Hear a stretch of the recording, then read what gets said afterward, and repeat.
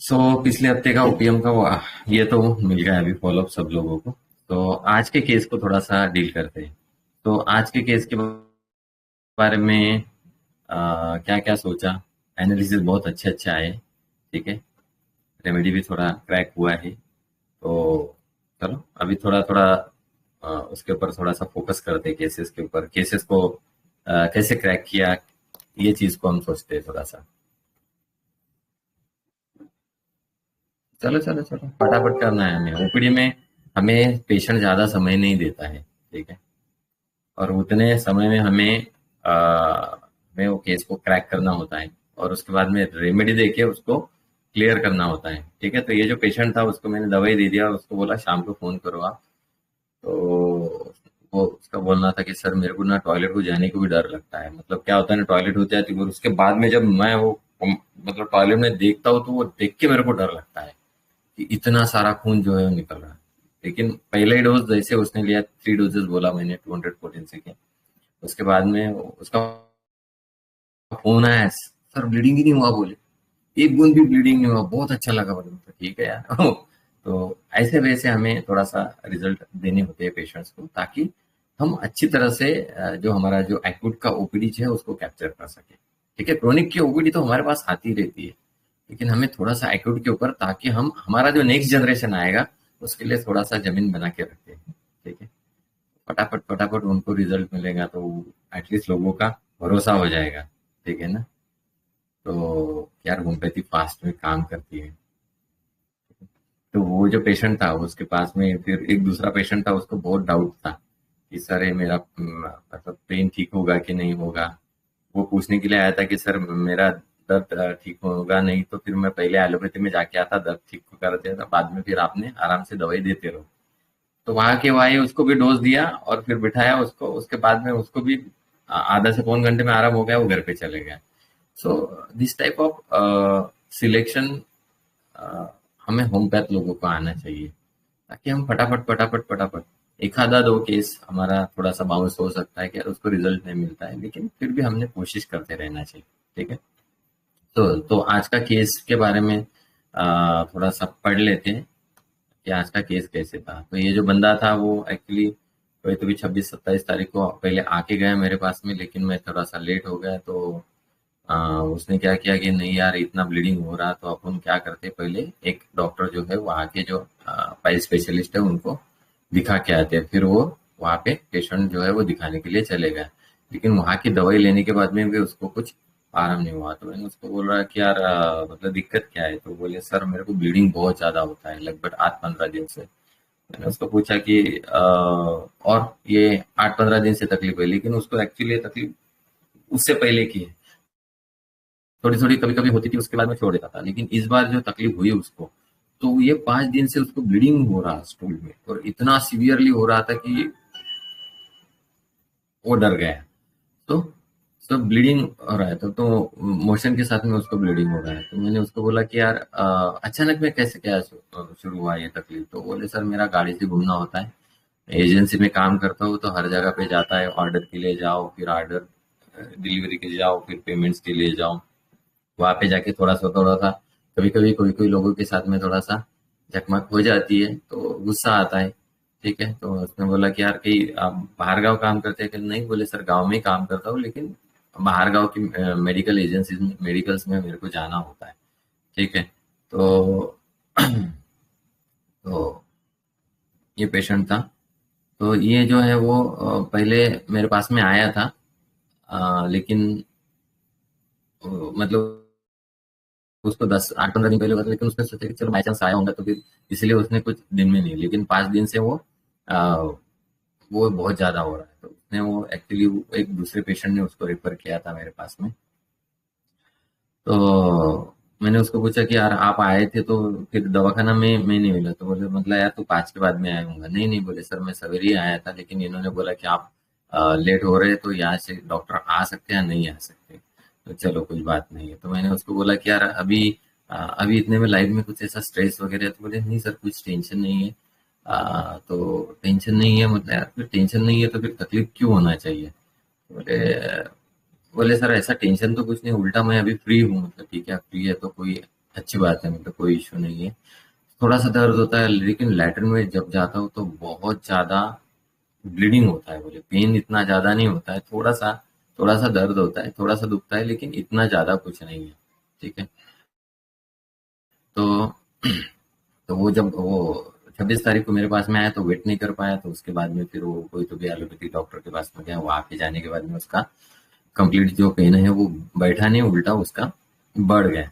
तो अभी मैंने उसको पूछा कि यार इतना जो कुछ ब्लीडिंग वगैरह होता है, तो इसको लेके आपको कुछ ऐसा चिंता वगैरह कुछ होती है? तो बोले हाँ सर, चिंता तो होती है कि यार इससे कुछ कुछ नया बीमारी ना हो जाए, ठीक है ना, ब्लड जा रहा है इसीलिए। मैंने उसको पूछा कि यार दूसरी बीमारी की है, इसका मतलब क्या? तो वो वही बोला, सर किसी को कैंसर होता है वगैरह वगैरह, तो इसलिए चिंता होती है, ठीक है ना। तो मैंने बोला कि यार आप ये दिन से मतलब ब्लीडिंग नहीं नहीं नहीं ये नहीं आ रहा है, बोले उसके बाद में कुछ तकलीफ नहीं होगी, ठीक है। मैंने उसको बोला कि यार अब तक क्या है तुम्हें? लगता है कि ब्लड जो है ना सर कंटिन्यू हो गया, तो लगभग बीमारी से मतलब तो 24 तारीख से कंटिन्यू है बोले वो। तो मतलब जब मेरे पास में आया तो शायद 28 29 तारीख को आया था वो। तो 5 दिन से कंटिन्यू उसको ब्लीडिंग था। तो उसने वो बोला कि सर वो ब्लीडिंग देख के ना मेरे को ना ऐसे डर लग रहा है। पहले से तो अपना शरीर जो है ना वो कमजोर है बोले। सही है, कमजोर शरीर, पहले एक कमजोर शरीर और उसके बाद में खून जाएगा, तो फिर ऐसा लगता है कि यार मतलब और कमजोरी ना आ जाए, ठीक है। तो इसकी वजह से मतलब तुम्हारे दिमाग में क्या होते हैं कि मतलब यानी ऐसा लगता है कि पर जो शरीर में जो खून है की कैपेसिटी के अनुसार है। अभी अगर वो भी खून अगर मेरे शरीर से निकल गया है, तो फिर बहुत दिक्कत हो जाएगी, ठीक है। मैंने उसको बोला यार 5 7 दिन में और कुछ ऐसा कुछ बहुत ज्यादा कुछ टेंशन है, या फिर ऐसा कुछ टेंशन है क्या कि यार मतलब आपका कैपेसिटी कम है लेकिन आपको मतलब मतलब लोड ज्यादा हो रहा है, ऐसा कुछ है? नहीं सर, बोले ऐसा कुछ नहीं होता है। मतलब हमारा जो है वो फैमिली जो है बड़ी है, और सब फैमिली बड़ी रहती, तो जैसा एक कुछ भी रहा, कुछ टेंशन भी रहा, तो हम क्या करते हैं, सब लोग जो है वो प्रॉब्लम को सॉल्व करते हैं। जैसा प्रेशर कुछ नहीं है बोले, ठीक है। और मेरे को भी ऐसा अकेले कुछ मेरे को अकेले को करना है ऐसा भी कुछ नहीं है। तो मैंने उसको पूछा कि यार स्वभाव कैसे है तुम्हारा, शांत है, गुस्सा नहीं आता है? तो बोले गुस्सा आता है कभी कभी, पर किसी बात पे आता है। मैंने उसको पूछा तो बोले कि कुछ नहीं, रोज 10 15 लोगों से मार्केटिंग में बिजनेस मतलब बातचीत होती रहती है, तो किसी का स्वभाव उल्टा सीधा होता है तो उसकी वजह से थोड़ा सा तनाव आता है। मतलब तनाव कैसे आता है? तो बोले कुछ नहीं, चिड़चिड़ाहट होती है, गुस्से में मतलब कभी कभी बात हो जाती है, बस उतना ही है, ठीक है। तो शिक्षण मतलब एजुकेशन के बारे में पूछा उसको। तो अच्छा, तो ब्लीडिंग की वजह से ही मतलब मन में टेंशन होती है। लेटरिन जाने से पहले ही मतलब उसको बहुत ज्यादा विचार आते हैं कि यार मतलब खून गिरेगा क्या। और 3 दिन से वो दवाई लिया, उससे भी कुछ फर्क नहीं। मैंने उसको बोला कि यार पहले से मतलब आपको तकलीफ थी और उसके बाद में दवाई लेने के बाद में आराम नहीं हुआ, उससे आपको बहुत ज्यादा टेंशन आया होगा। आप बोले सर दिमाग में ऐसे उल्टे सीधे थोड़े से ख्याल आते हैं। तो मतलब एक मैंने उसको पूछा, मुझे ऐसा लगा कि पहले इनिशियली ये फिशर का तकलीफ होगा, क्योंकि उसने बोला कि यार मेरे को स्टूल के साथ में ब्लीडिंग होता है। तो जनरली फिशर का जो पेन होता है, जनरली फिशर का जो ब्लीडिंग होता है वो स्टूल को लग के आता है, ठीक है, नहीं पर्टिकुलर सिंगल लाइन में आता है। तो बोले नहीं सर वैसे नहीं है। तो ये क्योंकि मेरे को दर्द भी नहीं है। तो मैंने उसको बोला कि यार फिशर का तो बहुत ज्यादा दर्द रहता है, तो दर्द नहीं है इसका मतलब कहीं ना कहीं तो भी जाके इंटरनल ये पाइल्स हो सकता है। तो हाँ बोले सर अंदर से कुछ तो भी गांठ लगाया था, कुछ तो भी मलहम लगाया था उसके बाद में, तो अंदर से जो जगह है ऐसे कुछ तो भी ये हो गया होगा और उसकी वजह से ब्लीडिंग हो सकती है। तो इतना ये केस है। सो ये केस को लेके हमें सोचना है। आप लोगों ने बहुत अच्छा सोचा है। तो सबसे पहले हमारे दिमाग में कौन सी दवाई आती है, क्या क्या आती है, वो थोड़ा सा बताइए। फॉलोअप तो मैंने डाल दिया आज। अरे यार फॉलोअप, फॉलोअप डाल दिया।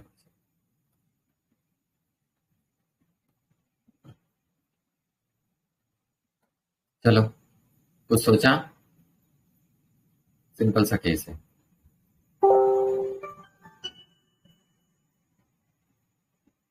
क्रिटिकम वल्गेरिस, ये ज्यादा नहीं जानता हूँ मैं। क्रिटिकम वल्गरिस के बारे में। सर जी ये सल्फर लग रहा है मुझे। सल्फर लग रहा है आपको? डेलुजन थीन ही उसको इज लग रहा है गेटिंग। कि जो उसके बॉडी में बचा हुआ ब्लड है ना, वो भी हाँ चला जाएगा तो उसकी वाट लग जाएंगी। हाँ, उसको प्रॉब्लम हो जाएगी, ठीक है ना। तो यहाँ पे आपने रूब्रिक क्या लिया? Religion want he will come to. तो ब्लड में कहाँ पे वांट पे आएगा? मतलब रूब्रिक जब हम लेते हैं तो थोड़ा सा सही रूब्रिक लिया है ना, हमारी दवाई जो है ना थोड़ा सा सही ट्रैक पे आती है। डिल्यूजन वांट यू विल कब, मतलब ऐसे बोलना कि, मतलब जब पेशेंट ऐसे बोलेगा कि यार, मतलब इसकी वजह से साला कहीं मेरे को ना ब्लड लेने की, दूसरों से ब्लड लेने की जरूरत ना पड़े, ठीक है ना। जब अगर ऐसा से आएगा तो delusion want you will come, ठीक है ना। सही है। यस। हाँ।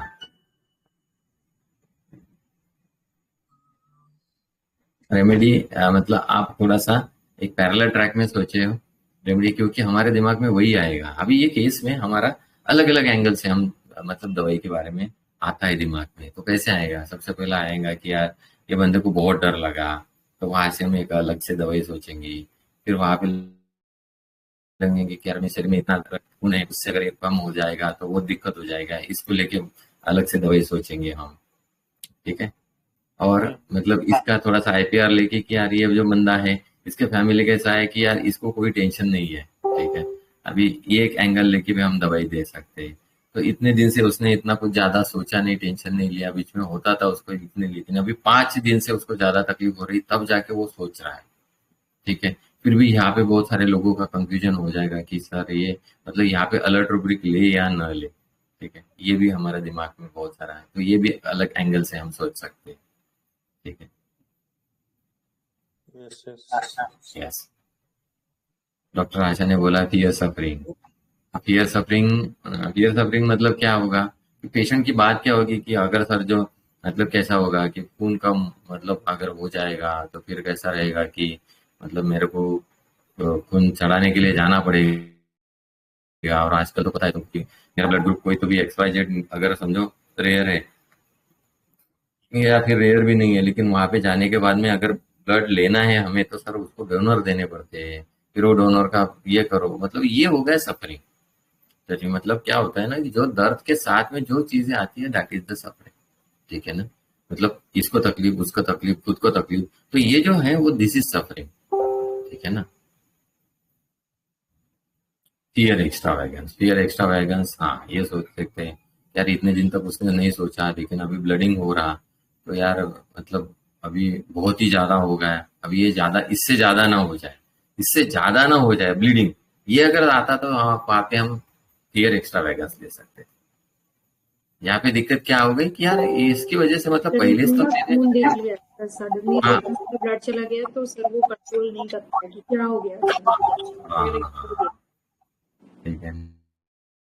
तो यहाँ पे मतलब ये जो लिख लिया फिर blood when looking at the blood, तो इसीलिए डॉक्टर ये नेहा ने सोचा था कि यार यहाँ पे इसको एलुमिना क्यों न दिया जाए, ठीक है ना। क्योंकि वहां पे मतलब ब्लड का साइड देख के fear when looking at the blood, लेकिन ब्लड का जो मीनिंग होता है एलुमिना के अंदर, ये जो बाकी जो दवाइयां है ना उसके अंदर ब्लड का जो मीनिंग है ना, वो ब्लड का जो मीनिंग होता है वो थोड़ा सा अलग होता है। जब हम एक एल्यूमिना का केस देखेंगे तो वहां पे हम डेफिनेटली समझेंगे कि ब्लड का मीनिंग क्या होता है। ब्लड मतलब खून के रिश्तों से रिलेटेड होता है ना, ठीक है, वो ब्लड होता है। तो यहाँ पे क्या होता है कि ब्लड देखने के बाद में इसकी मतलब समझो आप, ठीक है। तो हाँ फियर पॉवर्टी, ये सही रूब्रिक लिया आपने डॉक्टर नीतल, बहुत सही रूब्रिक था ये फियर पॉवर्टी, क्योंकि यार अभी जितना है अभी ये उससे कम कम होते जा रहा है, ठीक है ना। तो ये कहीं जाके और कम ना हो जाए, बहुत ज्यादा कम ना हो जाए, ये चीज का मतलब क्या, जितना है उससे वो चीजें जो है होती जा रही है। और हम जो है ना मतलब एक अच्छी कंडीशन से थोड़ा लोअर कंडीशन में जा रहे हैं, तो this is the correct rubric is the fear poverty, ठीक है। Sir yes. एलिमेंट्स एंटिसिपेशन भी है ना। Elements anticipation. Anticipation, element anticipation ले सकते हैं हम रूब्रिक, लेकिन एंटिसिपेशन कैसे होता है, कैसे होता है एंटिसिपेशन? वो मतलब सफरिंग के पहले वो बोल नहीं रहा है नहीं, ना कि मुझे जैसा टॉयलेट जाने के पहले यही लगता है कि अब ब्लीडिंग हो जाएगा। हाँ, तो फिर आप एलिमेंट्स एंटिसिपेशन क्यों ले रहे हो? एंटिसिपेटरी एंग्जाइटी लो, सही है ना? ठीक है, एंटिसिपेटरी। हाँ ठीक, मतलब एंटिसिपेटरी तो एलिमेंट्स क्यों ले रहे हो? जब हम रूब्रिक लेते हैं तो उसको सही तरीके से लेना चाहिए, ठीक है ना? तो ये फियर होता है, इम्पेंडिंग डिसीज, ठीक है, इनक्यूरेबल डिसीजेस, इनपेंडिंग डिसीजेस, ऐसे भी रूब्रिक्स आ सकते हैं, बहुत अच्छा है।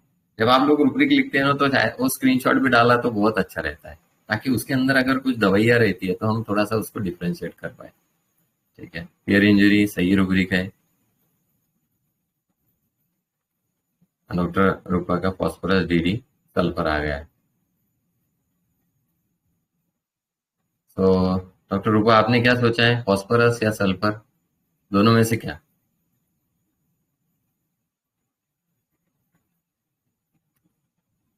मेरा सर आर्सेनिक आ रहा सर। अच्छा, आर्सेनिक आ रहा है, चलो आर्सेनिक पे, चलो आर्सेनिक के ऊपर सोचते हैं थोड़ा सा, आर्सेनिक के बारे में बताओ थोड़ा सा।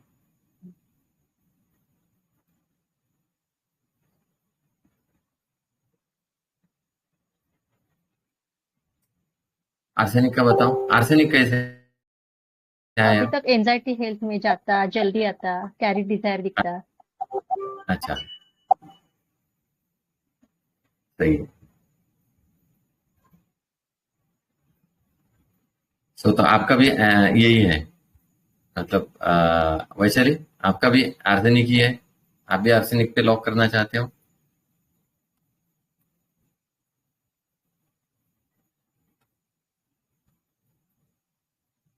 हाँ, कलकेरिया, कलकेरिया भी बोला किसने? हाँ, कलकेरिया के बारे में बताओ, गोयल सर। जी सर। अरे जी सर जी। कैटरीलिया इसीलिए लगा सर, एक हाँ तो प्रॉब्लम तो था, लेकिन जब ब्लीडिंग ज्यादा गया तो हाँ, अब इसको डर लगा कि अब हेल्थ की टेंशन आ गई। आपके यस, पास आया, फिर उसको हाँ, लगा कि चलो थोड़ा सा अच्छे डॉक्टर पास जाके तुरंत ठीक हो जाए। जब वहां यस, से भी नहीं ठीक हुआ तो फिर वापिस आपके पास आ गया। यस, डर तो है इसको कोई बड़ी बीमारी न हो जाए, और ये अपने आप को कमजोर भी समझ रहा है, ये लेने के यस। देने न पड़ जाए। ये ऐसा फील आया सर, इसीलिए कलकेरिया पे गया सर। हाँ, तो ये मतलब आपको क्या लगा कि ये जल्दी से जल्दी ठीक होना चाहिए, तो अच्छे के अच्छे डॉक्टर के पास में जाना चाहिए, ऐसे इसको लगा? ऐसा तो नहीं था सर, ये जो कंडीशन है उससे भी बुरा ना चला जाए ऐसा। यस, तो फिर यहाँ पे रूब्रिक क्या लेंगे हम? फियर ऑफ पॉवर्टी तो है सर, और सिक है, यस, और वो जो हेल्थ है उसको भी न चला जाए, वेल्थ से खत्म न हो जाए, जो बच्चा मतलब खुचा है। बच्चा कुछ जो है, ठीक है। जी। तो पहले तो उसका हालत कैसे है? पतला है। पहले पतला है, हाँ। पतला है मतलब वो उसके जो हालत है उसके हिसाब से उसका ब्लड है, ठीक है। और वो ब्लड में भी अगर ये कम कम हो जाएगा तो फिर इसको दिक्कत आ जाएगी, जी। ठीक है। तो जनरली कलकेरा का आप तो सर हमने देखा है ऑलमोस्ट कि कलकेरा कैसे रहते हैं, तो 100 इसको साल पड़ता है। कलकेरा मोटा रहता जी। मतलब ऐसा होता है ना कि हमारा दिमाग में आता है ना सर, अभी कलकेरिया मोटा होता है जनरली, ठीक है। तो इसको देना कि नहीं देना वो भी बात है ना सर।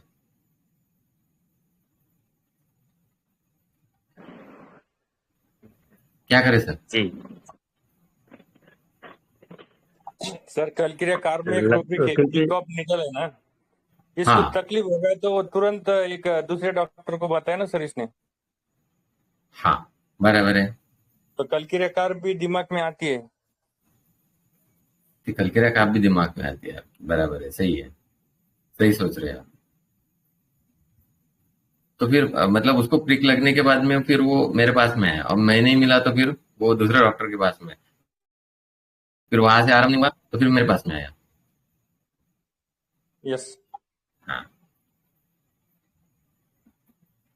बेड आप चेंज कर रहा है सर, कोई ड्राइविंग कर रहा है सर एंजाइटी की वजह तो है ये एक जो है जगह ना, पे नहीं, हाँ हर तो जगह दिखा ट्राई, रहा है डॉक्टर, तो जिस इसका भी एक शेड रह सकता है, हाँ तो फिर कैनॉट शेड वाला।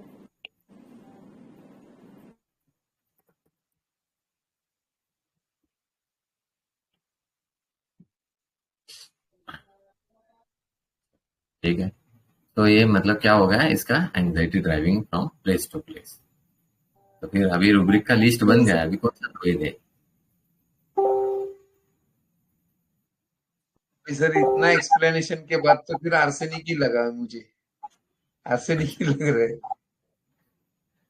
सो ये जो देखो, अभी मैं क्या करूंगा ना, मैं सिंपल सिंपल केसेस लेते जाऊंगा सर इसके बाद, और मैं आप लोगों को बहुत सारा कंफ्यूजन करूंगा, कि इतना कंफ्यूजन करूंगा कि इसके बाद में आप सही दवाई से हटके दूसरी गलत दवाई पे जाएंगे। ठीक है, ताकि हमारा जो माइंड है ना वो सही तरीके से चले, और हम जो दें ना उसको फिक्स, हाँ ठीक है, नहीं अभी यही देने का है सर, बाकी कुछ नहीं देने का, नहीं, ये कंफ्यूजन नहीं होना चाहिए उसका। ठीक है। तो ये जो पेशेंट था इसको मैंने कलकेरिया कार भी दिया था। जी सर, नहीं होता तो वो हम दिन सही थे वेट सर। नहीं करता सर, स्टार्टिंग में भागता वो। जी तो अभी अभी देखो, सोचो, अभी सबके आंसर्स मिल जाएंगे आप लोगों को। अभी चलो कौन से अभी स्ट्रैमोनियम से इसको डिफरेंशिएट करो। अभी आप सब लोग जो है ना उसको लो, क्योंकि स्ट्रैमोनियम जिसने बताया था कि यार स्ट्रैमोनियम से ये रेमेडी डिफरेंट कैसी लगी, मुझे भी कल बताओ। के ये लग रहा था सर, हाँ, क्योंकि उसमें डिलीजन लेकिन ऑफ आप सफर था, कैंसर का फियर था, एंजाइटी हाँ हेल्थ था। चलो, तो चलो स्ट्रैमोनियम से डिफरेंशिएट करो इसको। अभी कैसे डिफरेंस रहेगा कैलकेरिया और स्ट्रैमोनियम में, डिफरेंस क्या रहेगा? देखो हमें जो है, स्ट्रैम में सर, हाँ हाँ यस, स्ट्रैम में क्लिंगिंग होता है सर। हाँ या तो आपके पास क्लिंग होता, नहीं तो उसी डॉक्टर पास क्लिंग होता, ये चेंज नहीं करता फ्रिक्वेंटली, ये यस कंफर्म्ड है। और स्ट्रैम एफेक्टेशन में है सर, वो हाँ डर को दिखाता नहीं, मे बी। यस। ये 2 पॉइंट तो कंफर्म्ड है। और थोड़ा सा ब्लीडिंग इतना ज्यादा होने के बाद में इसके प्रेजेंटेशन में थोड़ा सा डिफरेंट ही होता है, आई थिंक। तो जी स्ट्रैमोनियम जो रहेगा वो एकदम ये रहेगा, मतलब क्या होता है ना, कैलकेरिया थोड़ा सा सुस्त कंडीशन में रहेगा। ठीक है, लेकिन अभी ऐसा लग रहा है कि नहीं यार, अभी ये जो है ना वो चीजें अफेक्ट ज्यादा करेंगे। ठीक है, तो आप लोगों को अभी थोड़ा सा हम देखेंगे, टीबी को याद रखना है, टीबी को याद रखेंगे तो उसके बाद में सब चीजें ठीक ठाक हो जाएगी। हाँ ठीक है, और कोई तो भी बोल रहा था।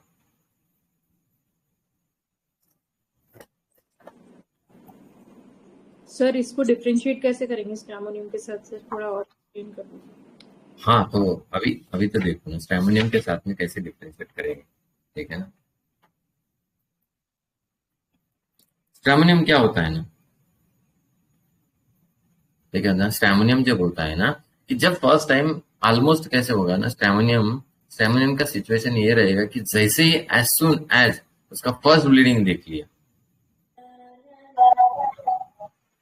अब जैसे ही फर्स्ट ब्लीडिंग देख लिया उसके बाद में जो है ना वो स्टैमोनियम डर जाता है, इतना ज्यादा डर जाता है। उसके बाद में वो कोई तो भी एक बेस्ट डॉक्टर को सजेस्ट करेगा, मतलब या खोजेगा। पहले तो इनिशियली वो जाके कहीं तो भी जाके चिपक जाएगा एक आधे डॉक्टर को, उसके बाद में बेस्ट डॉक्टर को ढूंढेगा और उसके बाद में उसके पास जाके उसका इलाज करेगा और वहां पे टिके रहेगा। स्टैमोनियम की कंडीशन ये होती है। अब ओपीएम की कंडीशन क्या होगी यहाँ पे? ओपीएम इससे भी वो बर्दाश्त की लेवल जो है ना वहां तक वो चले जाएगा वो लेवल, और फिर बाद में उसको लगेगा कि नहीं यार अभी एक कमजोरी इतनी आ रही कि अभी मेरे को गाड़ी पे बैठना और गाड़ी का बैलेंस करना भी मुश्किल हो रहा, I should go for the doctor. लेकिन मुझे डॉक्टर को दिखाना चाहिए जल्दी से और इसको प्रॉब्लम को हल करना चाहिए। अगर ये ऐसे ही रहेगा तो एक आध दिन में एक आधे को ठोक दूंगा, फिर प्रॉब्लम तो गड़बड़ी हो जाएगी। ठीक है, तो ये रहेगा ओपीएम का। तो ओपीएम वो टाइम तक जब तक उसको लगता है कि उसका लिमिट खत्म नहीं हुआ तब तक वो उसको बैठ करेगा। अभी कलक्रिया के अंदर भी एक सिम्टम है, कौन सा है सिम्टम जो उसको भगाता है? Startle at the prick of the pin, सही है। अब आप बोलेंगे सर ये 5 दिन से क्या कर रहा था, सही है कि नहीं? तो इसको पहले दिन प्रिक क्यों नहीं लगा? हेलो, सही है ना? जब ब्लीडिंग ज्यादा हुआ ना तब ट्रिक लगा सर। हाँ? जब ज्यादा हुआ तो प्रिक लगा इसको। नहीं, कलकिरिया का प्रिक क्या होता है उसको हमें समझना पड़ेगा। अभी इतने दिन से तो मस्त सुस्त था ना, कोई कुछ नहीं, कुछ केयर लिया उसने कुछ। प्रिक क्या होता है ना, कलकिरिया के लिए ये जो डिसीज होता है ना, ये कुछ बड़ा सा डिसीज, कैंसर वाला, ठीक है ना, ट्यूबरकुलोसिस वाला, ये जो डिसीज होते हैं ना, बड़े बड़े जो डिसीज होते हैं जहां से आपकी जल्दी से मुक्तता नहीं होती या तो फिर सीधा मुक्त हो जाएंगे, ये जो होता है ये प्रिक होता है, और जो उसके लिए एक्टिंग फोर्स काम करता है और फटाफट जो है डेलीरियम लाइट में चले जाता है। अभी समझ में आ गया आप लोगों को? yes. जब तक कलक्रिया को डर नहीं लगेगा कैंसर जैसी बीमारी का, तब तक कलक्रिया सुस्त रहेगा, और एज सुन एज जैसे रहेगा तो उसका ड्राइविंग फोर्स हो जाएगा। समझ में आ गया? Hello, you got the point? Yes sir. तो ऐसे वैसे हमें जो रेमेडीज होती है, जो हमारी कॉमन रेमेडीज होती है डे टू डे यूज वाली, उसके अंदर हमें जो सर्च करना है इसके बाद में वो है ड्राइविंग फोर्स। ठीक है, तो इससे आपका एक्यूट का प्रिस्क्रिप्शन जो है ना बहुत आसान हो जाए। अब अभी ये जो स्ट्रेमोनियम के लिए ड्राइविंग फोर्स क्या है?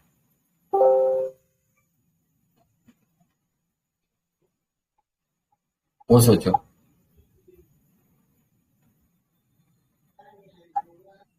Fear कोई of भी stranger engulfed by the hello, रहता है ना इसमें। का डर। डर, डर तो डर तो रहता है, डर रहता है, लेकिन उसका पर्टिकुलर डर। सर स्ट्रेंज से कुछ तो स्ट्रेंज है उसको, ये जब ये देखता जो है तो हम नया डर है, जाते हाँ हैं। जो नया वो है। जो स्ट्रेंजनेस होता है, देखो अभी जो दवाइयां जो जा रही है these are the series wise दवाइयां, और हर एक दवाई का दूसरे के साथ में को रिलेशन होगा। वो जो स्ट्रेंजनेस वाला जो होता है वो उसके लिए ड्राइविंग फोर्स का, ठीक है ना, तब तक वो स्ट्रेमोनियम काम नहीं करेगा। अब ओपीएम के लिए क्या रहेगा उसका ड्राइविंग फोर्स? फियर एक्स्ट्रावेगेंस तो है, लेकिन वो वहां से भी तो तब तक नहीं जाएगा। लेकिन फियर एक्स्ट्रावेगेंस में ये कब जाएगा, कब जाएगा? थ्रेशोल्ड क्रॉस, जब वो झेल नहीं थ्रेशोल्ड पाएगा। के आगे चला जाएगा क्रॉस। तब। उसका बिजनेस अफेक्ट होना चालू हो जाए, ठीक है ना। तो उसको ऐसे लगेगा कि यार ये ऐसे ही चलेगा, तो अभी उसको ज्यादा बर्दाश्त से बाहर चले जाएगा, और वहां पे जो होता है वो ओपीएम जो है वो अलर्ट बन के डॉक्टर के पास में जाता है। ठीक है, जैसे मोहंती सर ने एक मस्त केस बताया था, एक बंदा था वो ट्रक ड्राइवर था, और उसका उंगली जो था ना उसको इंजरी हो गया अंगूठे को, और इतना इंजरी को डॉक्टर ने बोला यार साले तू जा दिखा। कहते नहीं नहीं चल रहा ना, कोई इशू नहीं, बोले दर्द है बर्दाश्त होता है, कोई इशू नहीं। लेकिन एक दिन ऐसा कंडीशन हुआ, दर्द ऐसे हुआ कि वो एक्सीलेटर के ऊपर प्रेस भी नहीं कर पा रहा, तब जाके उसको लगा कि नहीं भाई अभी जो है ना वो डॉक्टर को दिखाने का समय आ गया, नहीं तो ये जो है ना उंगली काटने का समय आ सकता। डॉक्टर ने वहां पे जाने के बाद में वही बोला उसको कि अगर तू ज्यादा दिन लगता साले तेरी उंगली काटनी पड़ती थी, ठीक है ना। तो ऐसे वैसे जो होता है ओपीएम वहां पे काम करना चालू। You got the point? Yes sir. तो ये जो बंदा था ना, ये बंदे ने सिंपल सिंपल रूब्रिक थे, ईयर पेंडिंग डिसीज था, ईयर पॉवर्टी था, और क्या थे रूब्रिक, ठीक है, उसका driving from place to place था। ये अगर देखते तो हमें ज्यादा कुछ दवाइयां मिलती है क्या? देखो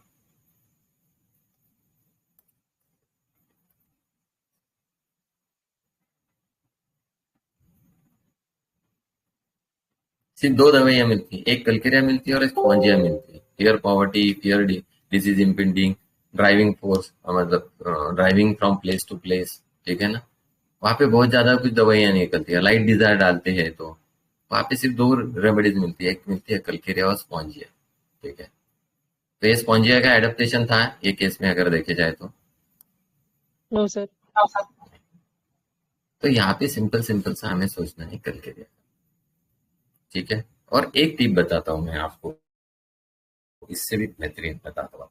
कलकेरिया का आपका क्या होता है ना, स्पूटम से, ठीक है ना, अगर उसका ये निकल जाता है ब्लड निकल जाता है।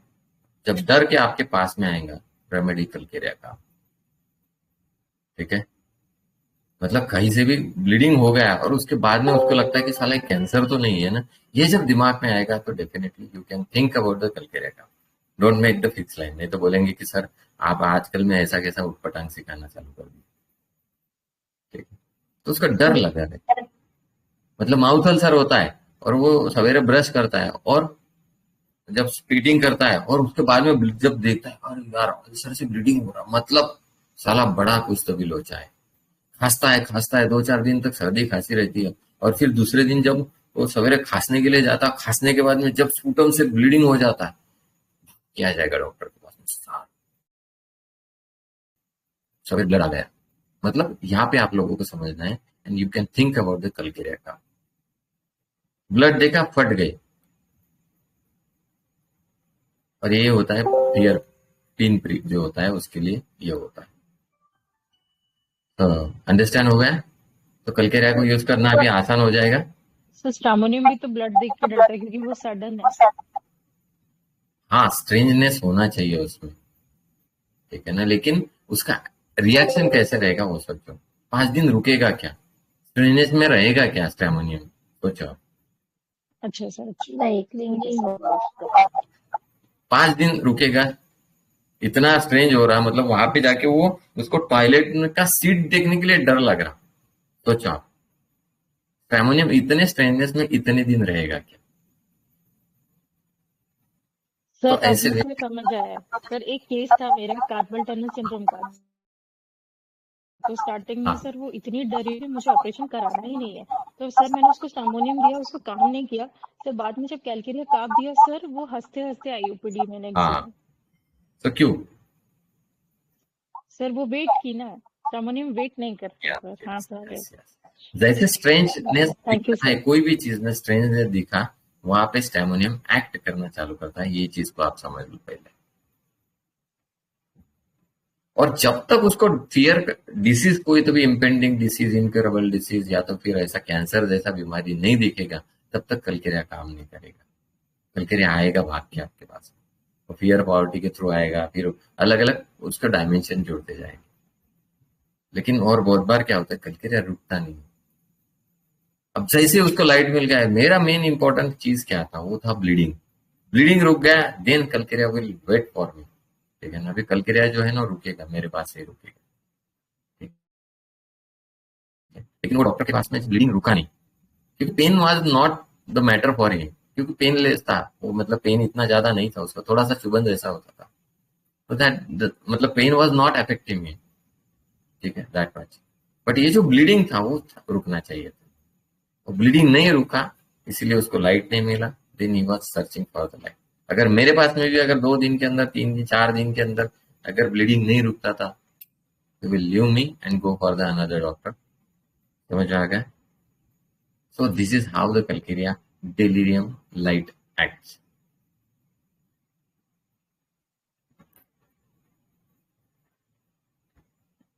तो ठीक है सर, मेरा क्वेश्चन है, जैसे फ्रिवोलस भी है ना, फ्रिवोलस, स्ट्रैमोनियम ना, हाँ जी, स्ट्रैमोनियम फ्रिवोलस, हाँ फ्रिवोलस है ना स्ट्रैमोनियम। जी सर, स्ट्रैमोनियम फ्रिवोलस है, लेकिन स्ट्रैमोनियम फ्रिवोलस कब होता है वो सोचो। अब एक दिन थोड़ा सा ब्लडिंग हुआ, उसके बाद में गया वो डॉक्टर के पास में, डॉक्टर ने कुछ दवाई दी है, ठीक है, या फिर सवेरे ब्लीडिंग हुआ था, उसके बाद में वो ट्रायल पे बेसिस पे दूसरी बार टॉयलेट को जाता है, वहां पे नहीं हुआ, उसके बाद में वो वहां पे छोड़ देता है सब चीजें, वो फ्रिवोलस बन जाता है। लेकिन अभी उसके बाद में 5-6 दिन के बाद में फिर से हो गया, उसको लगता है कि नहीं है अभी नहीं, ठीक है, तो वो क्या होता है ना कि इंटरप्टेड बाय स्टिकिंग, ठीक है ना, तो वहां से भाग के उसको जाना ही है, ठीक है। तो वो वहां पे सोचेगा कि नहीं यार अभी, सॉरी, अवेकन टेरिफाइड, अनकॉन्शियसनेस जो होता है, अवेकन टेरिफाइड एंड रन, ये वाला जो रूब्रिक है वहां पे काम करेगा। सर एक चीज और है, यस, जैसे मेरे पास एक पेशेंट था, उसको ना बलगम में ऐसे स्मेल सी आ रही थी, बलगम यस, यस, स्पूटम में स्मेल आ रही थी, तो वो एक्चुअली क्या था, मेरे को ना एक चीज थोड़ी सी उसमें थोड़ा सा सीखने को मिला। जब तक स्ट्रैम एस्टोनिश स्टेट में नहीं आता, एस्टोनिश, अरे यार बलगम में पहले भी स्मेल आ रही थी, अभी भी आ रही है, ठीक है। जैसे एक रुब्रिक है ना, फेमिलियर थिंग्स स्ट्रेंजर करके, यस ऐसा कुछ। जब जब वो थोड़ी देर वो 1, 2 या 3 दिन वो थोड़ा रहेगा फ्रिवलस, जब वही सिम्टम थोड़ा सा चेंज होना शुरू हो जाएगा, वो अस्टॉनिश में चला जाएगा। यस अभी क्या है कि वो जो फेमिलियर जो थिंग थी ना, वो उसके लिए स्ट्रेंजर बन गई। यस अरे यार अब ये क्या हो गया, अब पहले तो थोड़ी थोड़ी स्मेल आ रही थी, अभी थोड़ा थोड़ा स्पूटम ब्लड भी आना शुरू हो गया। तब वो डॉक्टर के पास आएगा। ऐसा मेरे को उसमें थोड़ा सीखने को मिला था, ऐसे कि स्टैम भी तुरंत डॉक्टर के पास नहीं आएगा जब तक वो स्टोरी स्टेट में नहीं जाएगा। तो इसमें हमने पिछली बार आप लोगों को याद होगा स्टैमोनियम का स्टेट कैसे रहता है। स्टैमोनियम का हमने क्या सीखा था, हेलो याद है क्या किसी को? ये थ्रेशोल्ड के बारे में ही सीखा था हम, स्टैमोनियम के बारे में, ठीक है। उसका स्ट्रेंजनेस जो है ना एक लिमिट के बाद चले जाता है। जैसे फॉर एग्जांपल वो हमारे क्लिनिक में आता है तो हम उसके लिए स्ट्रेंजर रहे थे, लेकिन जब उसको पता चलता है कि यार ये बंदे से मेरे को कोई इंजरी नहीं है, तब जाके उसका स्ट्रेंजनेस जो है वो थोड़ा सा निकल जाता है और उसके बाद में वो ये होता है। लेकिन जैसे हम कुछ नए एक्टिविटी में आ जाएंगे उसके बाद में लगे अरे नहीं साला ये कुछ तो गड़बड़ है, ठीक है। तो ये थ्रेशोल्ड बनने का जो प्रोसेस है उसका अप्स एंड डाउन वाला रहता है। स्ट्रेंजनेस, उसके बाद में फिर से वो फ्रिवोलस स्टेट में जाए, फिर से स्ट्रेंजनेस, फिर से फ्रिवोलस स्टेट। तो ये जो अल्टरनेटिंग स्टेट रहता है हमने वो लेक्चर में दिया हुआ है। फीवर का केसेस वाला जो लेक्चर है ना वहाँ पे आप यूट्यूब पे पढ़ा है वो आप देख लीजिए, ठीक है। तो वहां पे आपको समझ में आ जाएगा स्टैमोनियम का, और आपने जो ये जो बताया है वो उसके अंदर मेंशन है sir already. Right sir, right. Yes, so stramonium का स्टेट ऐसे होता है। तो हमें क्या होता है ना कि थोड़ा थोड़ा ये जो छोटी छोटी रेमेडीज रहती है उसके अंदर थोड़ा सा डिफरेंशिएशन जो होता है ना वो हम प्रैक्टिकल लेवल पे सीखते हैं। जैसे आशु ने बोला कि यार सर मैं वो पेशेंट से सीखा, तो ऐसे हम पेशेंट से बहुत सारी चीजें सीखते हैं, ठीक है। तो अभी कलक्रिया का हो गया, कलक्रिया क्लियर हो गया, अभी कलक्रिया का टॉपिक जी सर। आज सर लास्ट पेशेंट मेरा कलक्रिया कार का ही था सर, और उसका भी वही ब्लीडिंग पाइल्स था और उसको भी वही डर था कि कहीं कोई बड़ी बीमारी ना हो जाए। और फिलहाल उसके 4-6 महीने से उसके टेंशन चल रहे हैं। उसको पेमेंट मैंने मॉनिटरी टेंशन था, उसको रीपेमेंट करने का टेंशन था। मैं बोला पेमेंट नहीं करना, क्या हो जाएगा? नहीं, सोसाइटी में भी तो एक वो है ना कंसर्न। तो ये केस था, तो मैंने सर कैलकेरिया 200 दिया था लास्ट टाइम, तो ठीक हो गया था। अभी फिर से 3-4 महीना ठीक था और 2-3 दिन से फिर से ब्लीडिंग हुआ तो ये आया। तो अब की और मैंने कैलकेरिया का 1M दिए सर। यस, देखते सर 200 के बाद में तो सही था 4 महीना। तो यही होगा। हमें ऐसे थोड़ा सा कलक्रिया को सोचना है। तो अभी ऐसे 2-4-5-6 केसेस आने के बाद में हम बहुत सारा कुछ सीखते हैं, अलग अलग डायमेंशन से कलक्रिया को सीखते हैं, ठीक है ना। तो यहाँ पे कलक्रिया होगा, एंड करें इसको अभी। फिर किसी को कुछ शेयर करना होगा कलक्रिया के रिगार्डिंग तो डेफिनेटली शेयर कर सकते हैं। हमने भी देखा है कि more than 3 years, almost 3 years अगर रहते कोई भी पेशेंट्स को, तो you can think about the calcarea का। वो लास्ट में ग्रैंड जॉर्ज में हमने पढ़ा, याद है ना आपको? तो मेरा एक यूरिक एसिड का केस ऐसे ही निकला था कैलकेरिया काप से। 200 दिया था सर, एक ही डोज सर। वो जो बहुत पेन हुआ था तो वो सीधा नेफ्रोलॉजिस्ट के पास पहुंच गए थे। तो मैंने बोला नेफ्रोलॉजिस्ट के पास नहीं, मुझे डर है सीकेडी का, किडनी फेलियर का। तो सीधा बड़े डॉक्टर के पास। सर यहाँ पेन हो रहा है, वो बड़े डॉक्टर के पास पहुंच गए थे सर, और वो नेट में सर्च कर रहे थे। हाँ, तो ये जो होता है मतलब लीगल बुक से ये जो होता है वो कलक्रिया को बहुत कीड़ा होता है, ठीक है ना। वो अलग अलग नए टाइप्स के जो आया, अभी कौन सा नया डिसीज आया है उसका क्या रहता है, तो ये मतलब बुकिश बंदे रहते हैं, बहुत सारा कुछ रहता है। और एंग्जाइटी की वजह से ये सब चीजें ढूंढ ढांड के हमारे पास में आते हैं, ठीक है ना। Yes sir. हाँ, तो ये कलक्रिया का वैसे टाइप के रहते हैं, लेकिन कलक्रिया को इमीडिएटली लाइट देना बहुत जरूरी होता है। अगर नहीं मिलता है तो कलक्रिया भी हमें एज अ छोटा सा लाइट मान के छोड़ के चले जाता है, ठीक है। तो ये चीज को आपने समझना, कलक्रिया को सही तरीके से पकड़ना है, टाइम पे पकड़ना है, ठीक है। तो बहुत बहुत थैंक यू। अभी डॉक्टर आशु सर ने बोला ना कि सर हमें पेशेंट बहुत अच्छा कुछ सिखाते, तो पेशेंट ने मेरे को एक कल का केस था, कल का केस है, तो उन्होंने मुझे बहुत अच्छा सुना। मैंने उनको बोला कि यार मतलब क्या होता है, तकलीफ होती है तो मतलब आप क्या करते हो? मतलब यार सर बोले तकलीफ होती है ना तो ये मेरे को ना घर पे डिस्टर्बेंस है, ऐसे लगता है कि टिकट निकालूं और ऐसी जगह पे जाऊं जिन लोगों का लैंग्वेज मुझे समझ ना आए। ठीक है, हमारा कलकरिया का चैप्टर क्लोज हो गया है। ठीक है, अभी सोचो, इसको सोचो।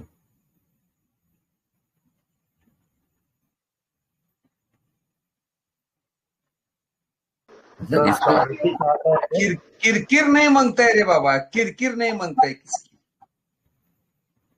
Is it due to noise? हाँ चलो ठीक है, लेकिन इसको सोचो, मतलब यार ऐसे ऐसे जगह पे जाओ जहां पे मतलब वो लोगों की भाषा मुझे समझ ना आए। ठीक है सर, ये तो ऐसा भी हो सकता है ट्रंक्विलिटी एंड रिपोज वाला रूब्रिक, जहाँ एकदम शांति मिले मेरे को। जैसे महादेव सर ने बोला कि ऐसा कोई डिस्टर्बेंस ना हो, कोई ऐसी मेरे को ये मतलब कुछ समझ लगे ही ना। ये लोग कुछ भी वो बोलते रहे, मेरे को म्यूट समझ ना करके लगे। सुनने को अगर भी समझ बोलते थे लगूंगी सर तो मुझे। अगर वो समझ लगेगी तो मैं पैनिक में चला जाऊंगा, पता नहीं क्या क्या बोलेंगे, मेरे को लैंग्वेज समझ ही ना आए। कॉन्ट्रडिक्शन से सर दूर रहना जैसे वो चाहिए। नहीं होता सर, मतलब भैंस लैंग्वेज भैंस समझ के में आगे, आए तो कोई कॉन्ट्रडिक्शन होगा ही नहीं, जैसे वो वो तो होता है मैनर ना होगी। भैंस के आगे बीन बजाना, ये जो भी बीन बजाते रहे मेरे को समझ ना लगे, मैं अपने मौज में रहूं, मस्ती में रहूं, ऐसा। तो ये इसको फिर इसको रेमेडी क्या देंगे? टैरेंटुल सर ऐसे तो सल्फर और नक्सोमी का इस स्टेट में आते हैं सर कई बार, रिपोज एंड ट्रंक्विलिटी के स्टेट में। नक्सोमी का सर सल्फर का मतलब क्या होगा? सल्फर अगर ऐसे कंडीशन में जाएगा तो सल्फर क्या करेगा?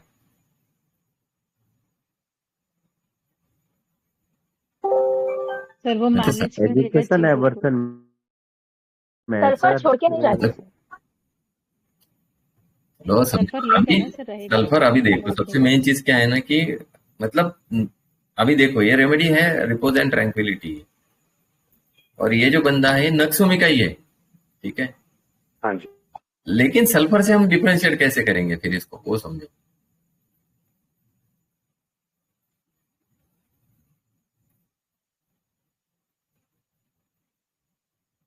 समझो सल्फर सर अगर समझो IPR sulphur social sulphur sir जो सल्फर किंग है सल्फर है सर, अपनी जनता को छोड़ के नहीं जाएगा। सर, हाँ वैसे वही भी मैं जो बोल रही हूँ, सल्फर है ना, छोड़ के नहीं वो जाएगा। उसकी वेल्थ, उसकी नॉलेज है, उसको तो Yes. कड़कड़ करने में मजा आता है। चार्ल्टन में पढ़ा है, नहीं भी आता तो भी बोलेगा वो, तो वो कैसे छोड़ सकता है किसी को। सो यही सल्फर समझा देगा। एक्चुअली सल्फर जो है ना वो वहां पे जाके भी एंजॉय करेगा। ठीक है ना, यस सर। मतलब ही इज मतलब तो क्या होता है ना, मतलब की ऑल मास्टर ऑफ नन। ठीक है ना, वो वहां पे जाके भी ये सोचेगा कि यार इन लोगों के साथ में कम्युनिकेट कैसा करूं। ठीक है ना, तो ये सल्फर का रहेगा। नक्सोमी का वहां पे इसलिए जा रहा हूं कि यार ये जो कुछ बड़बड़ होती है तो ये मतलब जिन चीजों के लिए मैं सेंसिटिव हूँ वो चीजें मेरे अंदर जाके पहुंच जाती है, और वहां पे जाने के बाद में उन चीज ये जो क्या बोल रहे हैं उसका मीनिंग ही मुझे नहीं जाएगा तो अंदर तक जाएगा ही नहीं, ये कान पे यहाँ पे रहेगा। This is how the nux vomica, तो this is how the nux vomica मतलब उन्होंने मेरे पेशेंट को, मतलब पेशेंट ने मेरे को समझाया कि नक्सोमिका ऐसा भी रहता है सर, ऐसा नहीं है कि वो गोंधल में रहेगा, लेकिन यार उन लोगों की भाषा मेरे को नहीं समझे। सर एक बात पूछनी थी कि जो चीजों से मैं जी जो चीजों से मैं डिस्टर्ब होता हूँ ना वो चीजें मेरे कान में नहीं जाती है, यही वो चाहता है। And this is nothing but the repose and tranquility for the nux vomica. ठीक है, डॉक्टर सुषमा आप कुछ भी बोल रहे थे। नहीं सर, मैं दिमाग में तो पहले नक्सोमिका ही आई, लेकिन वहां जाता भी है, लोग बात भी करेंगे तो भी तो उसको तो परेशानी तो होगी ना। तो ये रिपोज एंड ट्रैंक्विलिटी कैसे है उसके लिए, वो नहीं समझ में आया। हम क्या सोचते हैं कि बिल्कुल शांत। तो बिल्कुल शांत का मतलब आप समझो ना, तो वो पेशेंट ने मेरे को समझाया कि यार नक्सोमिका को आप जो समझते हो डिस्टर्बेंसेस, तो डिस्टर्बेंसेस यार ऐसे हो रहा है कि जो अंदर तक जा रहा है। ठीक है, समझ आ गया ना। अगर मतलब मैं स्टडी कर रहा हूँ और बाजू में कोई लोग बोल रहे हैं जो मेरी भाषा के नहीं बोल रहे तो मेरे को डिस्टर्बेंसेस नहीं होगी। समझ में आ गया। अगर वो मेरी भाषा में बात कर रहे हैं तो यार उनकी जो भाषा है मुझे अंडरस्टैंड हो जाएगी, और जब अंदर जाके पूछेंगे मुझे डिस्टर्ब हो जाएगा। समझ में आ गया? हेलो। हाँ सर, हाँ। तो ये कितना नया पॉइंट सिखाया नक्सो मैकेनिक। तो ऐसे पेशेंट हमें सिखाते हैं, ठीक है। और बाकी का पिक्चर जो था उसका पूरा टोटली नक्सो मैकेनिक का था, लेकिन नक्सो मैकेनिक ये चीज मुझे बहुत अच्छा सिखाया। तो डिस्टर्बेंसेस क्या है नक्सो मैकेनिक का, ये पेशेंट ने बताया कि भाई आप जो समझ रहे हो डिस्टर्बेंसेस वो नहीं है कि आवाज से परेशान हो रहा नहीं, ठीक है ना। जो चीजें समझ आ रही है वो अंदर जाके डिस्टर्ब करती है, इसीलिए परेशान हो, ठीक है। तो ये थोड़ा सा हटके मिला नक्सो मैकेनिक। चलो, जो नया सीखा वो बता दिया आपको। चलो, तो ऐसे हम पेशेंट से बहुत कुछ अलग अलग सीखते रहते, मजा आता थैंक यू सर। है। चलो, hope you have enjoyed the same. Thank you sir. और कल के लिए आपको रिस्क यस, होगा, कुछ भी डिफिकल्टीज थैंक रहती यू है सर। Thank you sir. तो नेक्स्ट इसमें मिलेंगे हम अगेन।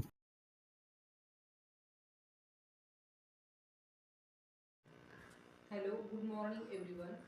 मैं साधना यादव, मैं सांगली से हूँ। मैं जनरल प्रैक्टिस करती हूँ और सर का भागवत सर का क्लास ज्वाइन करके हमें 2.5 महीने हो चुके हैं।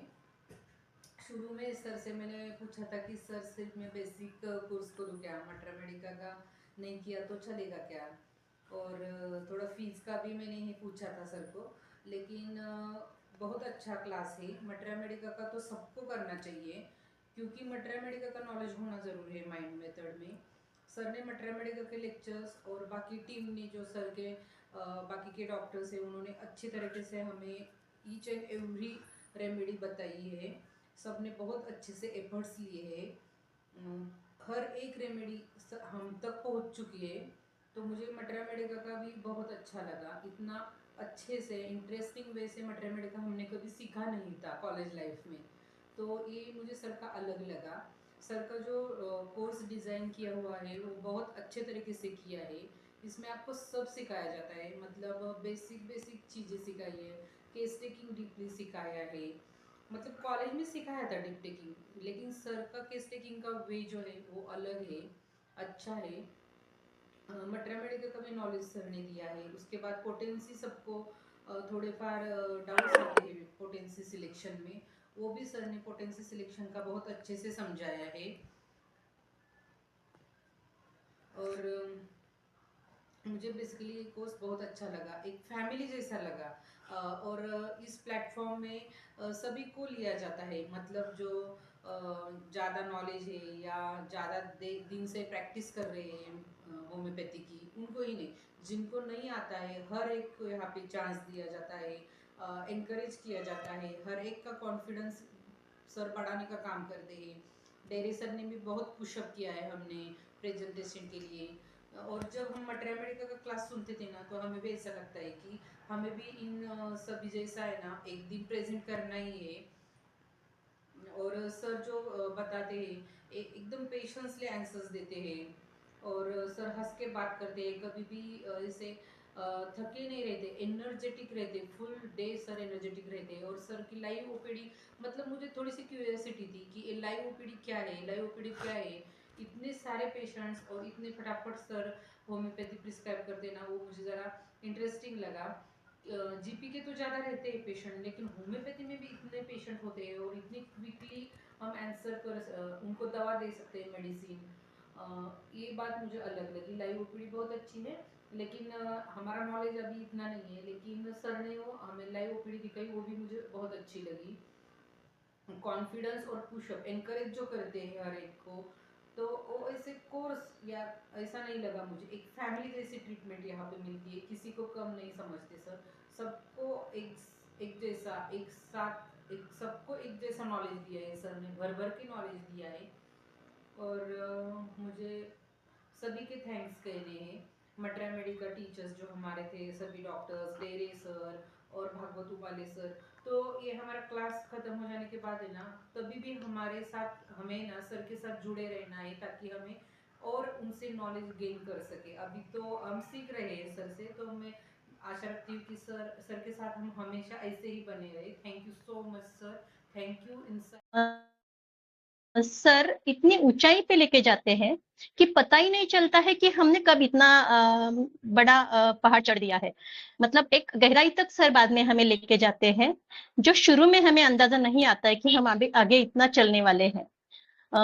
ये बहुत अच्छा लगा मुझे, और वो जर्नी पता भी नहीं चला, हेवी भी नहीं हुआ, हंसते खेलते ये सब शुरू हुआ। तो सर ने शुरुआत की थी हमारे क्लास की पेशेंट के ऑब्जर्वेशन से और एक एप्लीकेशन से। फिर धीरे धीरे सर साइकोडायनेमिक्स की तरफ लेके गए, फिर पर्सनालिटीज कैसी रहती है, उनमें चेंजेस कैसे रहते हैं, उनको ऑब्जर्व कैसे करना है, फिर डेवलपमेंटल चेंजेस कैसे रहते हैं, चाइल्ड जब छोटे से बड़ा होता है तो नॉर्मल क्या होता है, एबनॉर्मल क्या होता है, ये सब ऑब्जर्वेशन किस तरह से करना चाहिए, पेशेंट से वो हिस्ट्री लेते वक्त कैसे निकालना चाहिए, ये बातें कहीं किसी किताब में नहीं मिलती है हमें। दूसरा मतलब हेल्दी रिलेशंस कैसे रहते हैं, यहाँ से सर ने शुरू किया। फिर अनहेल्दी रिलेशंस को ऑब्जर्व करना सिखाया। आईपीआर नॉर्मल कैसे रहता है, एबनॉर्मल कैसे रहता है, उसमें अंडरस्टैंडिंग कैसे होना चाहिए, छोटे छोटे जो लुक्स होते हैं उससे हमें उसको कैसे सीखना चाहिए, एरिक्सन का चार्ट सिखाया, सोशल फैक्टर्स, पर्सनल फैक्टर्स सिखाए, केस टेकिंग सिखाया, बाद में पोटेंसी सिलेक्शन भी सिखाया, और बाद में रिपीटेशन भी सिखाया। मतलब रहा कुछ भी नहीं, पिटारा पूरा खोल दिया है। अब बैग कितनी बड़ी लेके आते हैं और कितना लेके जाते हैं ये तो हम पे डिपेंड रहता है। और इसके ऊपर भी सर का लाइव ओपीडी मुझे बहुत अच्छा लगा, क्योंकि हमें ये बात अलग होती है कि हमें सब क्या सिखाते हैं, लेकिन खुद से ये देखना अलग बात होती है कि वो अपनी ओपीडी में अपने पेशेंट को सीधे सीधे तुरंत क्या दे देते हैं। क्योंकि जो रिजल्ट आई है वो केसेस हमें सेमिनार्स में मिलती है, लेकिन अभी आया और अभी मैं ये दे रहा हूँ। ये एक्सपीरियंस सर की ओपीडी का लेना मुझे बहुत अच्छा लगा।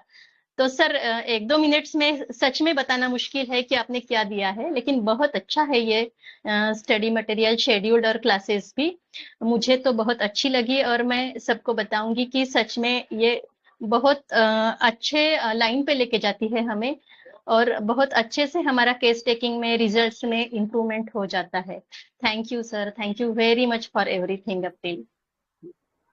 ईगो और सुपर ईगो रह गया है डॉक्टर वैशाली। नहीं रहा ये सर, वो भी था लेकिन बाकी नए ये लोग कंफ्यूज होंगे इसलिए मैंने उसको बोला नहीं। वो अपसेंटी सर, वो सुपर ईगो अपसेंटी। वैसे तो बहुत सारी चीजें हैं अभी, वो जानबूझ के रखी है मैंने, सस्पेंस है वो सब। तो एक्चुअली ये जो कोर्स डिजाइन जो किया था हमने, वो 3 to 4 months का ही था, लेकिन एक्चुअली हमारा जो बैच चालू हुआ है नवंबर में चालू हुआ है, तो एक डॉक्टर का सवेरे फोन आएगा इंक्वायरी के लिए, सर ये कोर्स कितने दिन का रहेगा। मतलब एक्चुअली एक 3 महीने का कोर्स था, लेकिन अभी ऑलमोस्ट नवंबर से लेकर जुलाई तक, ये पूरा जुलाई तक 15 तक ये कोर्स जो है कंप्लीट होगा। नेक्स्ट नवंबर तक जा रहा है ये। फरवरी, मार्च, अप्रैल, मई, जून, जुलाई, मतलब एक कोर्स 4 महीने का जो कोर्स था वो 8 महीने चला मतलब, और अभी भी ये खत्म होने का नाम नहीं रहता है। अभी भी बाकी है। अभी भी बाकी है, 4 लेक्चर्स आप लोगों के मटरा मेडिका के बाकी है अभी, लेकिन वो आने वाले मंडे तक कंप्लीट हो जाएंगे। ठीक है, कल भी आपका लेक्चर रहेगा, परसों भी रहेगा, शुक्रवार को रहेगा और सोमवार को रहेगा। तो उसके बाद में छोड़ दो मुझे। एक्चुअली बेसिक चीज जो रहता है ना, अपन प्रैक्टिस के टाइम उतरते हैं ना, वो बहुत सारा क्लियर हो जाता है। जहाँ अपन लटकते हैं ना, वो बेसिक चीज बहुत क्लियर हो जाता है। ये 3-4 महीने का जो कोर्स है, कहाँ से कहाँ निकल जाएंगे। जहाँ अपन डार्क में रहते हैं ना भाई, कहाँ जाऊँ, कहाँ ढूंढूं, इसमें सर ने बहुत ढंग से क्लियर किया है। और ये सर का कोर्स का डिजाइन बहुत बढ़िया है। एक्चुअली ये एक कोर्स के बाद है ना, जो अपना ट्रेजर बैच है हमारा, इन सबका लाइफ बदल हो गया, मतलब लाइफ में बदल आया पूरा, मतलब पूरा पर्सनली, और ये प्रैक्टिस के बारे में और बाकी भी पूरा लाइफ चेंज हुआ। ये बहुत सारा है। और एक डॉक्टर ने पूछा था कि रिव्यू कहाँ है, रिव्यू, ये जो वीडियो है उनका रिव्यू कहाँ है। तो अभी ये जो नमूने आ रहे हैं ना हमारे, डॉक्टर वैशाली, साधना, चंदना, अभी बहुत सारे रिव्यू बाकी है। यही हमारा रिव्यू है। और एक्चुअली खरा रिव्यू क्या रहता है कि पेशेंट जो निकलते हैं ना प्रैक्टिस में, रूटीन में जो पेशेंट निकल रहे हैं वो बहुत सारा बड़ा रिव्यू रहता है। ये मेन इम्पोर्टेंट है। तो 7-8 ये लोग मतलब पाइपलाइन में ऐसे है। होता है सर ये ऐसे होता है कि गाड़ी अपने पास होती है, रास्ता अपने पास होता है, क्लच गियर सब अपने पास होता है, लेकिन जब तक ड्राइविंग के लिए आगे वैसे सर हमें सब मैनेज और मेंटेन करना सिखाते हैं, कंट्रोल देते हैं अपने हाथ में। और वो होना चाहिए एक्चुअली। सर अभी हम सीना तान के जाते हैं, मतलब बिंदास भाई कौन सा केस आने दो, अभी डर नहीं है मतलब। और कुछ लटका किधर तो सर बैठे हैं उधर, कभी भी कॉल करो, डिस्कशन चालू रहता है। मतलब यहाँ से ना जो अंदर के अंदर जो फियर था ना भाई कहाँ ये निकल गया, मतलब सब बैच का निकल गया। ये बहुत बड़ा गेनिंग है हमारा। ये 7-8 लोग अभी पाइपलाइन में है, उनका पेमेंट का चल रहा है अभी, और 7-8 लोग ऑलरेडी जुड़ गए हैं। तो ये 10-15 लाख तक 15-16 सब हो गए। तो जो लोगों को ज्वाइनिंग करना है, एक नेक्स्ट वीक में बार बार आपको रिमाइंडर नहीं आएगा, तो आप जुड़ जाओ, पूरा आपका पैसा वसूल होगा। बाद में आपको मालूम पड़ेगा भाई हर महीने में अपन पेड करते हैं, उनसे भी ज्यादा सीखे हैं, मतलब 3 महीने में। आप कैलकुलेट करो, हर महीना अपन पेड करते हैं, 12 महीना कितना पड़े हैं और 3 महीने कितना पेड करते हैं, फायदे रहेंगे। Thank you. Thanks lot. देखो सर, मैं भी थोड़ा बोलता हूँ। सर ने जब पहली बार ये कोर्स का अनाउंसमेंट किया था, उसी टाइम से मैं सीखने के लिए ईगर था, लेकिन वो टाइम पे मेरी फैमिली की लायबिलिटीज मेरे ऊपर थी, बेटी की शादी, ये वो सब। अब थोड़ा फ्री हो गया तो मैंने तुरंत एडमिशन लिया है। सर भी सोचते होगी कि यार ये पहले 2-3 बैच में नहीं आए और अभी क्यों आए, तो वो टाइम पे मेरे लायबिलिटीज बहुत कुछ थे मेरे ऊपर, बेटी की शादी ये वो सब चल रहा था वो टाइम पे। तो अभी बोला अभी फ्री हो गया और मैं ले रहा हूँ। तो कितने सारे सर मेरे जूनियर्स के मेरे को मैसेज आ गए कि सर ये क्या कर रहे हो, अभी आप क्या मेंटर बनोगे, क्या स्टूडेंट बनोगे? तो मैं बोला पीछे के बेंच पे बैठूंगा और सीखूंगा। नहीं सर, मेरे दिमाग में कुछ नहीं आता है, और मैं तो दिमाग खाली रखता हूँ। जितना खाली रखे उतना गाड़ी जोर से भागती है सर मैं एक बात बताऊं क्या? जब हम बॉम्बे में राव सर के सेमिनार में जाते थे ना, तो मुझे पीछे बैठने में ज्यादा मजा आता था, क्योंकि मेरे पीछे सीनियर्स बैठा करते थे और वो अपने आप में डिस्कशन करते थे जब केस आगे चलती थी। तो आगे भी सीखने को मिलता था और पीछे भी सीखने को मिलता था, वो ज्यादा अच्छा लगता था। तो एक्चुअली हाँ, डॉक्टर महावीर सर ने पूछा फीस स्ट्रक्चर तो सिंपल है। 15,000 फीस है टोटल कोर्स का, और ये कोर्स को फीस के लिए मतलब आप लोग मतलब 4 महीने का, 6 महीने का, 8 महीने का, 10 महीने का, 11 महीने का, जितने महीने का लगे उतना ईएमआई रख सकते हो, कोई इश्यू नहीं है। रेजर पे में आपको ये सभी ऑप्शंस प्रोवाइडेड है। आप जो है वहाँ पे कितने भी ऑप्शन आप चूज कर सकते हो, नथिंग टू वरी। आप फोन पे, गूगल पे, मतलब ऑलमोस्ट वहाँ पे आपको पेमेंट्स के ऑलमोस्ट 10 से 15 ऑप्शंस है खुले, आप जैसे लगे वैसे कर सकते हैं। कोर्स का जो लेक्चर्स रहता है वो बुधवार और शुक्रवार को रहेगा, और मटर मेडिका के जो क्लासेस रहते हैं वो सोमवार और गुरुवार के दिन रहते हैं। तो ऐसा पूरा हफ्ते में 4 लेक्चर्स रहते हैं। पहले महीने में हम मटर मेडिका को इंक्लूड नहीं करेंगे। पहले हमने मटर मेडिका को 3 महीने के बाद चालू किया था, लेकिन अभी ऐसा नहीं होगा। हम सेकंड मंथ से ही मटर मेडिका के क्लास साइड बाय साइड चालू करेंगे। तो और हम आपको 40 रेमेडीज जो है वो मतलब जो डे टू डे लाइफ में यूज होती है, वो कॉमन, स्लाइटली अनकॉमन, ऐसे रेमेडीज जो है वो लेंगे उसमें, विद केसेस एंड विद मटर मेडिका। तो ऐसा हमारा ये रहेगा। कोर्स जो है वो हम डेट तो बोलते हैं कि यार 4 महीने में खत्म होना चाहिए, लेकिन नहीं खत्म होता है। उसके बाद में सवाल आता है रिकॉर्डिंग का, तो रिकॉर्डिंग ऑलमोस्ट आपके पास में क्लासेस की रिकॉर्डिंग 6 से 8-9 महीने तक रहेगी, नथिंग टू वरी। आप लगे तो 10 बार देखो, 15 बार देखो, 20 बार देखो, नथिंग टू वरी। मटर मेडिका आप वो यहाँ में उसमें आप लाइफ लॉन्ग तक रहेंगे। आप जितनी बार मटर मेडिका को रिवाइज, लेक्चर्स को रिवाइज करना चाहेंगे आप उतनी बार कर सकते हैं, नथिंग टू वरी। उसके बाद में लाइव ओपीडी आपके लिए लाइफ टाइम ओपन रहेगा। तो मतलब आप जब तक चाहे तब तक मेरा लाइव ओपीडी जो है अटेंड कर सकते हैं, जब तक आप बोर ना हो, पूरा ऐसा लगे कि पूरा सीख नहीं लिया तब तक आप ज्वाइन करते रहो। तो इसमें भी कोई ऐसा ये नहीं रहेगा। तो मतलब राव सर का यही टीचिंग था कि यार आपसे जितना दिया जाता है उतना दो, ठीक है। तो ये कोशिश रहेगा, ठीक है। रिकॉर्डिंग अवेलेबल रहेगा और हर एक चीज का रिकॉर्डिंग अवेलेबल रहेगा, लाइव ओपीडी का भी रहेगा, मैटरमेडिका के भी रहेगा, उसके बाद में आप जो क्लासेस रहेंगे उसका भी अवेलेबल रहेगा रिकॉर्डिंग। आप इतना रिकॉर्डिंग रहेगा कि आपसे देखे नहीं जाएगा, ठीक है। आप यही सोचेंगे कि नहीं लाइव करते हैं, लाइव को रिकॉर्डिंग देखने का मतलब नहीं। सर सबसे अच्छे थे आपके डिफिकल्टी वाले सेशन, बहुत छोटी छोटी क्वेरीज को बहुत अच्छे से आपने क्लियर अप कर दिया था जो तब तक हमें आती थी। बहुत पेशेंस के साथ सुन भी रहे थे सर हमें, वो भी हमें बहुत अच्छा लगा था। आप यहाँ पे कोई भी सवाल कितनी बार भी कैसे भी वैसे कोई भी टाइम पे पूछ सकते हो, नथिंग टू वरी, ठीक है। चलो, होप आप में से बहुत सारे लोग जुड़ जाएंगे तो और मजा आएगा। सबसे मेन चीज क्या है, ये मेरा पूरा जो प्रयास है वो मेंटर्स का फौज बनाने का है, बहुत सारा फौज बनाने का है, ताकि सभी चीजें जो है वो मतलब आसान हो जाए आगे की जनरेशन्स के लिए। तो इतने सारे मेंटर्स हो कि यार ऐसा कोई मेडिसिन ना बचे कि उसका केस हमारे पास में ना हो, ये एक चीज रहेगा।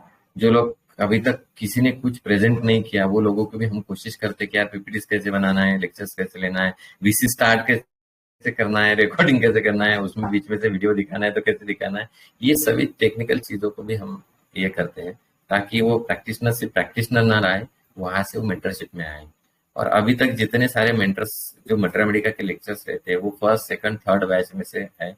तो जनरली मेरी कोशिश ये रहती है कि यार सिर्फ why they are taking the free lectures, तो मैं हर एक लेक्चर्स का उनको पे करता हूँ जो लेक्चर्स वो आपके ऊपर टीच करते हैं। तो आप लोगों को भी यही फौज में आना है, जो मेंटरशिप है उसके अंदर आपकी संख्या बढ़ानी है, ताकि जो है वो कोर्स से आपने जितना मुझे दिया है वही आप कोर्स से वापस लेके जा सके, ठीक है। तो आपको नए बैचेस के लिए आपको टीच करना है ताकि आपने जो कोर्स में पैसा लगाया वो कोर्स का पैसा आप निकालो, ठीक है, ठीक है। तो दत्तात्रेय सर कितने निकाले? दत्तात्रेय सर होंगे ना, हिसाब करना पड़ेगा सर।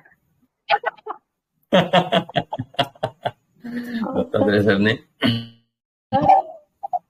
हर एक कोर्स में निकाल दे सर, कोई इशू नहीं। तो ऐसे रहेगा। और जो लोग मतलब काफी अच्छे से ये रहते हैं तो उन लोगों को हम तो सीधा सीधा मारिक सर ने ऑलरेडी मेरे साथ में लेक्चर्स लिया हुआ है, पेड लेक्चर्स। तो हम जनरली जो बाई वीकली सेशंस रहते थे पेड में, तो उसके साथ में अगर मेरे साथ में कोई लेक्चर्स रहता है तो उनके लिए एक बिगर अमाउंट उनके साथ में रहता है लेक्चर्स के लिए। तो ये कोर्स से आप बेनिफिट में रहेंगे, आपका जितना पैसा है उसको आपको रिटर्न मिल जाएगा, नथिंग टू वरी। और साथ में नॉलेज जो है वो फ्री में मिल जाएगा, ठीक है। सिर्फ आपको ये कोर्स में आके अपनी तरफ से जितना हो सकता है, जितना मेहनत आप कर सकते हैं मेंटरशिप के लिए उतनी करनी है, ताकि आप लेक्चर्स ले पाए और अपना जो पैसा है वसूल कर पाए, ठीक है। तो चलो, अभी मैं बहुत ज्यादा कोर्स के बारे में अभी तक मैंने कभी बताया नहीं, लेकिन अभी मतलब जनार्दन सर बोले सर देते हैं तो आप बताओ, मतलब यार मेरे को बेचते नहीं आता है। कुछ क्यूरी रहेगा किसका कुछ कोर्स के बारे में तो ग्रुप में बहुत सारे लोग हैं, किसको भी आप कांटेक्ट कर सकते हैं। हाँ, डिटेल में मतलब छोटा छोटा क्यूरी रहेगा तो भी पूछ सकते हैं आप। Okay, thank you. Yes, thanks a lot. Have a nice day. Have a nice day नहीं, अभी गुड नाइट बोलना पड़ेगा।